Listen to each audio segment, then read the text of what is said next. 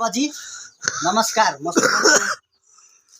तर्फबाट आज मिति 2081 साल खोइ कति यति महिनामा बिहान मे 1 ख र 40 ख भन्ने हेलिकप्टर माथि आकाशमा उड्दै एकैचोटि पेट्रोल समाप्त हुँदा बिचमा ल्यान्डिङ गर्ने ठाउँ नभएर घरको छानामाथि ल्यान्डिङ गर्दाखेरि उनले ज्यान गुमाउनु परेको छ। हेलिकप्टर ध्वस्त भएको छ। हेलिकप्टरको हालत म देखाउँदैछु तपाईहरुलाई। हेर्नु, यो हेलिकप्टरमा चढेका 20 जना यात्रीहरूले ज्यान गुमाउनु पर्यो। 2 जना बेपत्ता।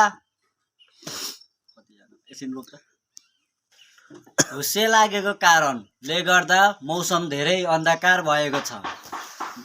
माथि उड्दै गरेको हेलिकप्टर मे 1 ख र 40 ख भन्ने हेलिकप्टरले 81 ल्यान्डिङ गर्ने हुँदा अर्काको छानामाथि ल्यान्डिङ हुँदाखेरि उसको अगाडिको सिसा फुटेर चुच्चोले माछा टिप्दै गर्दाको घटना स्थलमा हामी छौं।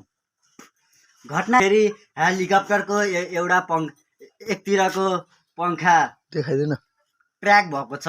हेर्नु होला, यो ट्र्याक भएको छ।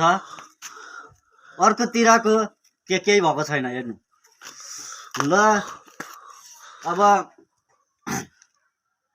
त्यस्तै हो हाम्रो समाचार।